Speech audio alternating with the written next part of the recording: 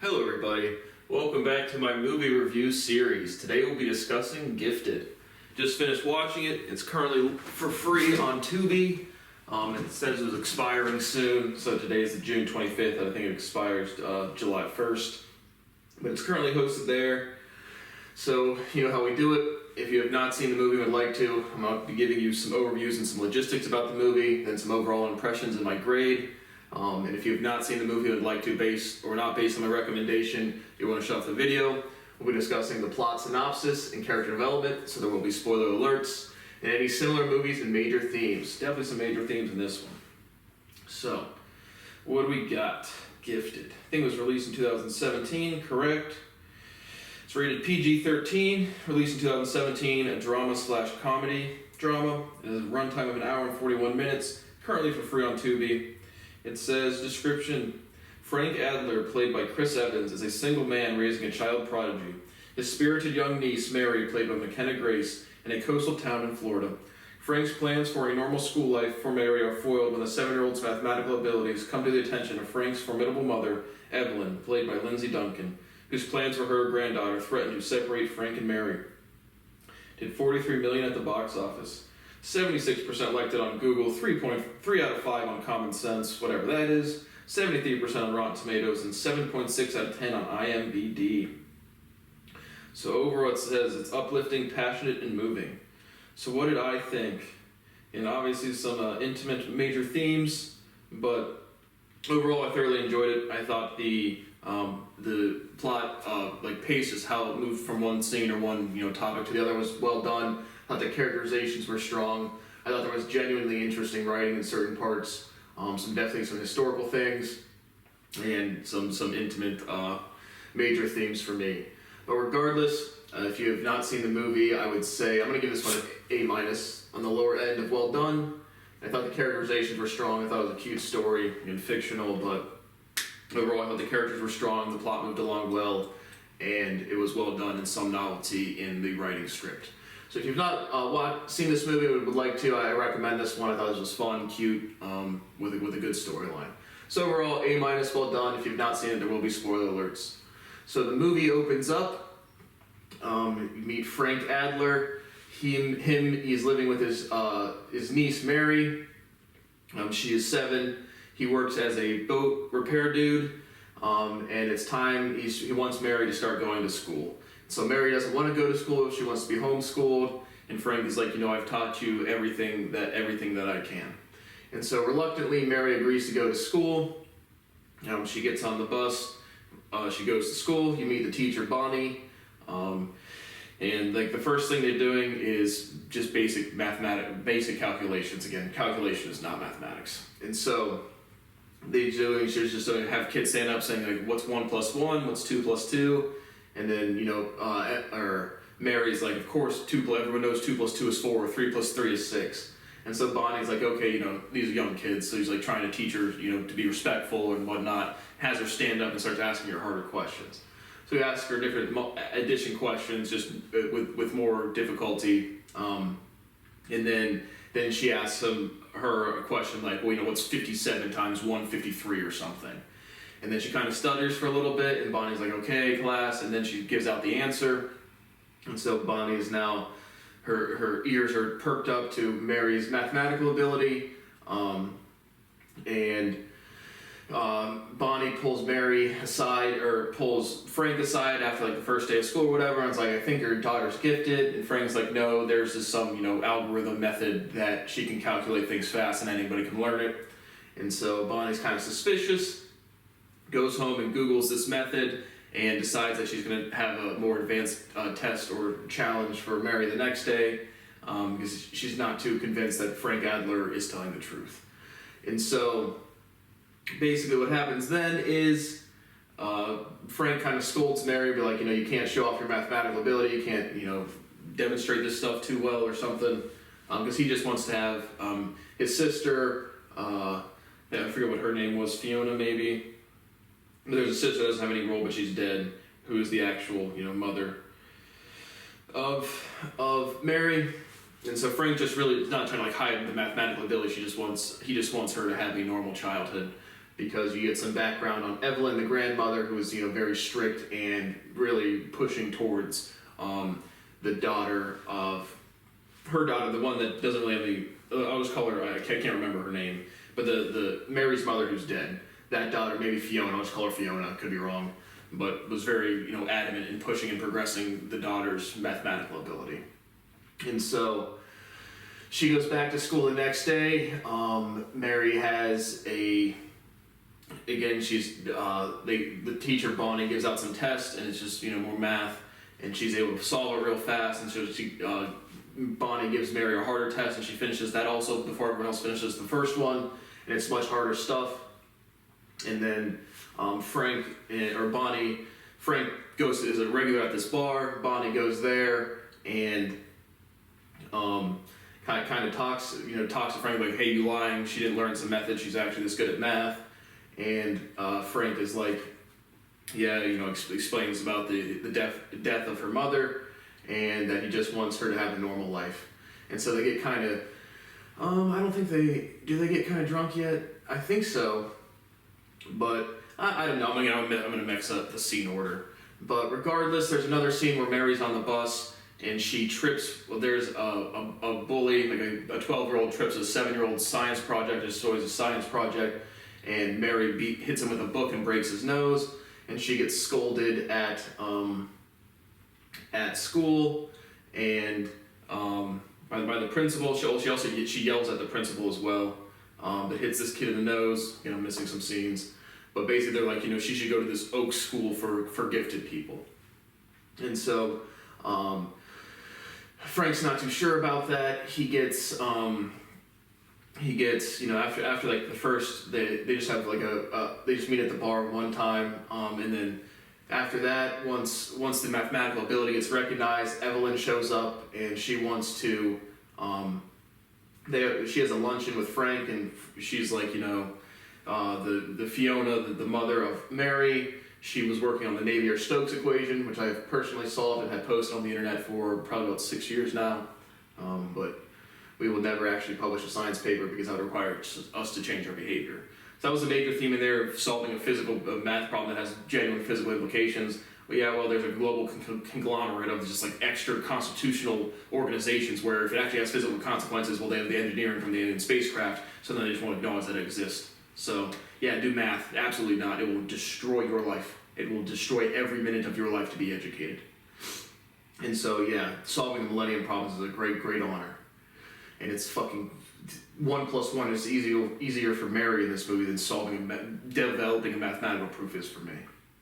But I'll never get to live my life. And so Evelyn really wants to push. They have like a luncheon the next day, and Frank's like, I'm not going to let her be subjected to the same kind of environment you put Fiona through. And Evan's like, okay, we're going to go to court. And so they start going to court over custody for the child. And so I thought it was really good. We'll get to some more of the major themes at the end. I thought it was really good juxtaposition of, what do you do with a profoundly gifted child? Is it more detrimental to have their educational needs restricted or have their ability to socialize restricted? And so we'll spoil it, you don't need to do either, but if you have insecure adults that you offend them with your competence, they will punish you in any way they can. And so there is one line in here. There's several good lines in here that I really liked. But Evelyn, what says is like something to the effect of, there's nothing more detrimental or dangerous than somebody with a fragile ego and a little bit of authority. And that is literally from age 7, literally being Mary's age, doing this level of derivation, to 29 going to be 30, and the only thing that anybody's ever done is assert authority over me to punish me because I'm more competent than them. Has destroyed every waking minute, every moment of my life, and every relationship I've ever tried to have. So we'll get to more of that at the end. But there's another quick scene in here where, and the overall tone of the movie I thought was really well done. But Frank and Mary are at the beach. Mary's just kind of asking him some questions, and Mary asks Frank stuff like, is God real? And Frank's like, I don't know. And then she was like, is Jesus real? He was like, yeah, do what that guy said. He was a good guy.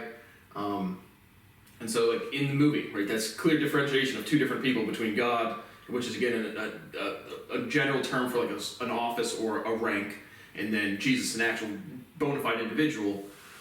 is differentiating in a movie script that it's two different people. And so clear as day there. Regardless, so now they go back and forth. A lot of the movie is just kind of like court battles as to what's going to go on.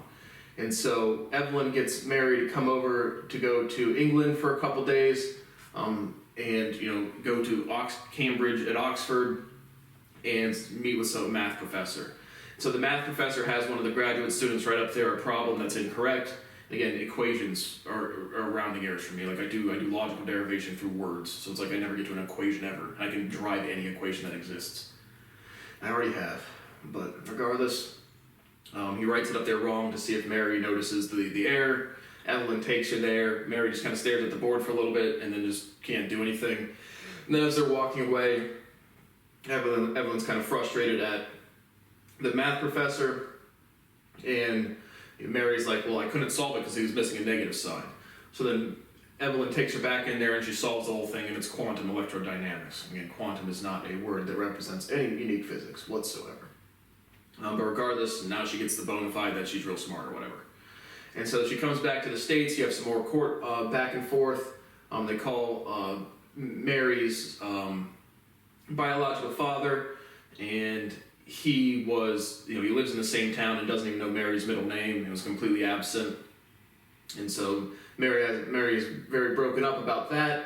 Evelyn gives her a laptop with more math on it. Again, these scenes are all out of order. But regardless, and you also have a major character in Roberta Taylor, who's just, Frank lives in like an apartment complex, and Roberta Taylor's like the friendly, like she helps take care of Mary, but it's also very friendly as well. And so once the legalities start going, again, Frank wants full custody. Evelyn has money, resources, health care, stuff like that, and Frank doesn't. You also learn that Frank was a history or a philosophy teacher at Boston University, and now he just fixes boats. But regardless, there's a very funny scene. Is so once the legalities start going, and there's a major character in Fred. There's a one-eyed cat that Mary has that plays a pretty major role. But Frank and his lawyer, I think it's Greg Cullen.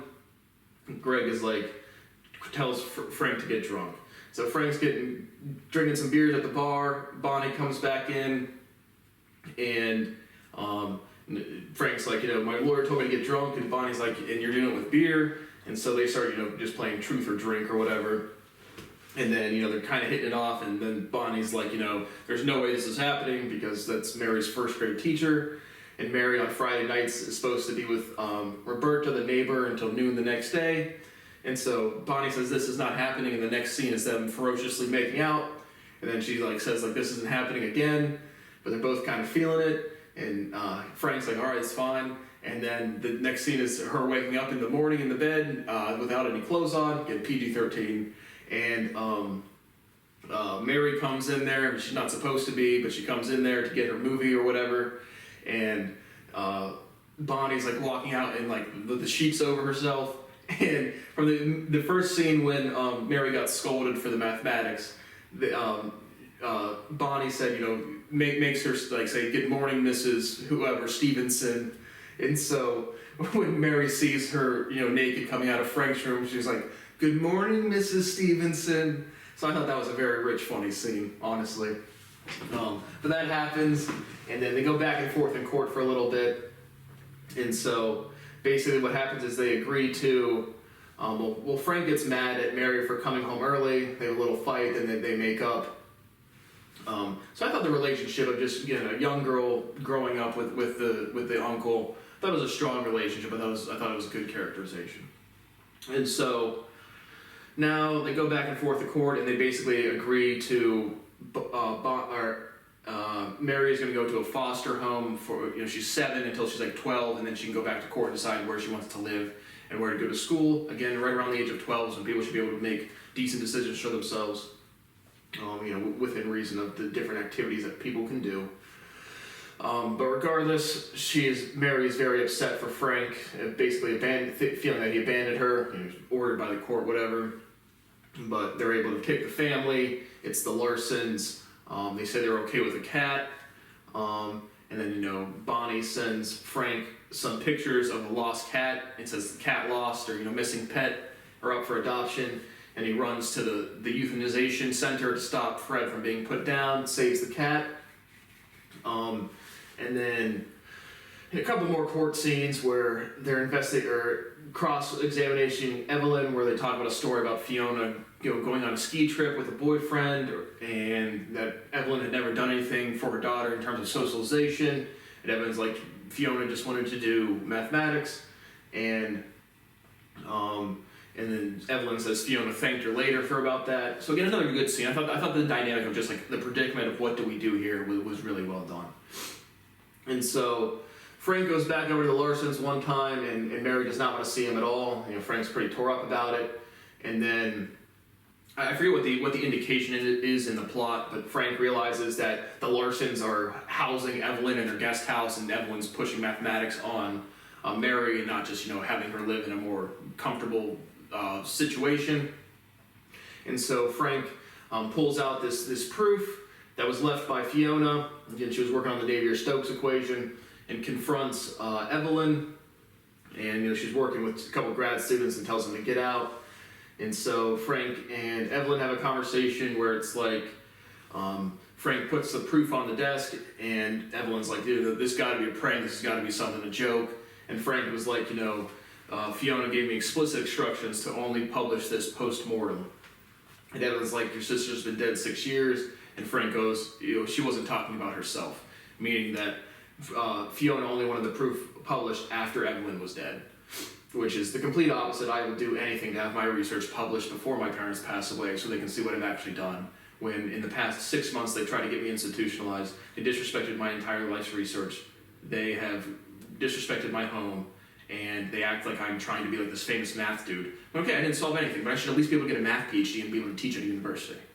And so that again, it's just, you see what people write, what they would think would happen, and in actual reality, I would do fucking anything to have my research acknowledged so my parents can actually see what I have done before they pass away. And so, but again, as entertainment, it was a good written story. And so, basically, the resolution to the movie is that Evelyn will be able to co-publish the proof with this dude from MIT as long as she relinquishes and drops the lawsuit about custody for Mary. And so that's really what happens. Evelyn, teary eyes, kind of calls MIT and is like, let's get this published. When in reality, if you have an actual proof, they'll have law enforcement tell them that you're not allowed to acknowledge you because it actually has physical implications. And those physical implications are so far out of human sentiment because human beings are 7% mature. They have no idea, no scientific capacity for reason. They just revert to the insecurity of their group and are selfish, so they defend their jobs. And so absolutely not would any actual academic university stand up for academics. A news station wouldn't stand up for the news. The law enforcement wouldn't stand up for the law. Nobody will do their jobs. That's the actual reality of what will occur. It's occurring right now. And so that's the resolution for the movie. And you see kind of like the final scenes are Mary ends up going to this school for gifted people. And then she goes and hangs out with the Girl Scout groups with Bonnie after class. And so she does her academics and is able to socialize, which is the right answer. And so overall, I thought it was a really well done movie. A lot of major themes that relate to, again, obviously not me saying I haven't been identified in a group of people, so I don't even feel like a mathematician to any extent. I am the most prolific mathematician in human history by a fuck ton. But I have 65 YouTube subscribers and nobody says Brad Boas is smart, so then every time I even express myself, I get denied. They will deny you, Peter will deny Jesus 3 times before the cock crows twice. I have my personality and my understanding of myself has been denied every step of the way simply because of scientific denial. Like I've never fit in anywhere, and I've been tortured and neglected since I've been married age, literally. But that is the resolution to the movie. I thought it was well done. Again, the major themes of if I had again, my personal family was like from the cult of sports. The only time my parents ever tolerated me. Again, my dad never tolerated me. My mom only kind of sympathized with me when I was younger, and the only thing I was ever supposed to do in my life is play games and play sports all day. Basketball, baseball, and soccer. 3-4 teams a season. And then, that really helped me. And I told my parents my entire life I was learning nothing at school. And I have so many memories of my dad literally getting angry at me because I wasn't learning things. And I wasn't learning things because my mathematical capacity was at a research level since 7. I can remember the first book I read was some book about sharks from the Westerville Public Library, but I could start connecting the syllables. It was the most magical, mythical experience, and I go express it to my parents, and they're like, What are you talking about? Go to school, get good grades, make us proud. My parents weren't like tiger shark, a helicopter, go get good grades. I just got really good grades, so that gave me a good reputation amongst their friends. So the only thing they ever cared about was how they viewed their kid as an extension of themselves for their friend group. And so my life would have, I have endured 22 years of prolific, extensive torture because nobody in my community gave a shit about academics. Nothing. My life would have been profoundly better if I had a mother like Evelyn or someone just more rigorous on academics. And for an actual prodigy or an actual really developed person, it's torture. I mean, again, like I've used the analogy of sexuality, right? Sexual identity is huge in everybody. But it's like mathematical identity is, you do mathematics, I do mathematics faster than I breathe air. I'm not horny all day, but I think all day. And so the level of like denigration, disrespect, intimidation, torture, and especially as a fucking child, is disgusting. And people just literally successfully neglected me until I was a fucking adult. And nobody gives a fuck about me. And so seeing the relationship of, you know, should you attend to profound mathematical ability, fucking of course you should. But in reality, it will just offend your middle-aged parents or your middle-aged teachers who, again, they maybe have a master's degree and they've never actually engaged in scientific research to any academic PhD level capacity. Then you have there's a lot of PhDs, then you have the actual tenured professors, and you have the world-class people like Albert Einstein or Nikola Tesla or Gauss or fucking, I still think Freud is up there, even as a psychologist, and psychology is not a real thing. But just the ego in the, whatever other fucking things I referenced from him, but projection. That is the number one thing that human beings engage in for their insecurities. And so that categorizes everything. Like I wasn't allowed to do mathematics as a graduate level student enrolled in Ohio State University. And so, because of the insecurities of my teachers, literally. And so the entire academic community is absolutely fraudulent. And then again, to actually look at this, I've solved all of the millennium problems, right? And so it's like, cool, Gregoriel Perelman solved something. How long did it take him to prove it? And I can prove anything in like a sentence, man, like literally. And so it took me about an hour to get fundamental proofing to unify the natural sciences. Again, in mathematics, it says you showed the Navier-Stokes equations exist and find a solution, right? I showed that there's a general form to all language, it is what it is, and found specific solutions, speciality and sensorality. Speciality, the natural tendency to differentiate for sexual antagonism. Sensorality, the difference between C and S. You have senses, that's spelled with an S. You have sense in your wallet, that's spelled with a C. So I'm differentiating all that logic, letter by letter, syllable by syllable. And I have been neglected, abused, and prolifically tortured by every teacher, by every sort of guardian or authoritative figure around me, because actual mathematical ability will not get identified. It will intimidate and it will scare people. And then I can't get younger, so you go from a 7-year-old where if you intimidate somebody with logic, they're not actually physically intimidated with you. Again, I'm not that big anymore. I'm like 175 to 180. Hate being this light, but again, can't lift weights because I don't have access to healthcare because I can't get a job because people won't acknowledge that I exist. And so, but then if you go from that to, you know, a 21-year-old, 215, 230, big weightlifter, and then you demonstrate the same things, and then you're intimidating and you're a threat. And so it's been that since I have been a teenager, and just like, holy fucking shit, my life will never be more than the insecurities of the adults that have authority over me. Never. And so that line from Evelyn just fucking rips my fucking heart because it's true. And I have suffered from it. I will never have a career or a family because of it. I'm over here begging for a livable wage. By a livable wage, I mean I have my house paid, I have my car paid, I don't go out to eat, I don't buy new clothes, I don't go on trips, I have no leisure spending, I could never afford to have a family. Even if I got a girlfriend, I couldn't afford to like take her out on dates or anything. And so I'm talking, I haven't had a livable wage, again, as a recluse. And I'm not kidding you, if I am not paid by my 30th birthday, to any extent, no publication, no general acknowledgement, just a way for Brad to feel like Brad, then all of my work will be burnt. All of it. Every single bit of it. I'm already going to burn a bunch of it. It is my property. I want it returned to me. I sent you guys a bunch of shit when I was 23, 24, because I thought you guys would let me have my life. But if my life doesn't fucking matter, my work doesn't fucking matter. And so I have half of Charles Dickens' book, created word for word with theorems. And I was going to burn the Bible, not any sort of historical demonstration, but simply saying, here's my work, burn it. But I have a couple thousand theorems in this book over here that I'm going to burn publicly. And if I've not paid or given some sort of indication of how I can comfortably pay my bills, No publication, no acknowledgement, no fancy parties, just a way to pay my bills outside of my parents' insecurities and my shitty business partners. I am going to burn every piece of work that I have ever done. And regardless, once I do get paid, I'm going to be a recluse. I'm done with this broken, disgusting fucking species that is human beings. They're just incompetent, they are selfish, they don't know what to do, they're fat, and they get offended, and they call you a threat. And they are the threats. They have committed treason. The law enforcement have committed global treason. The academics have committed global treason. The real business owners have committed global treason. Nobody gives a fuck because everyone does the same dumb shit. And it is capital punishment for everybody involved. Absolutely no exceptions. So again, a lot of major themes for me in this one, and it's just so stark to see what people think would happen and what actually happens. People project their insecurities into the world, and that's what I would do. And the answer is you would lie, you would cheat, you would steal, you would get offended, you would get intimidated, you would call me a threat. That is the only thing that anybody has ever done to me. And it has ruined the entirety of my life. And what you have done to me, I will do to your families. No fucking questions. So thank you for watching my movie review of Gifted, and I will see you on the next one. We got till the end of summer, and then again, by my 30th birthday, if something hasn't changed, I'm going to work a low-end retail job, and everything's going to come down. I'll keep my videos up until something is able to comfortably pay me, but once I can see a comfortable financial road, until the day that I die, I can pay my bills. Once that day comes, everything comes down. Everything. I don't want to be a part of this world. I don't want to teach people. I don't want to fucking help people. Because again, seeing these universities, to be a department chair and be comfortable and to be able to engage with other people about education and learning the next day, that's what I've always wanted to be, is to be a teacher. And I do teach, but people just steal my fucking shit. So thank you for watching, and I'll see you on the next one.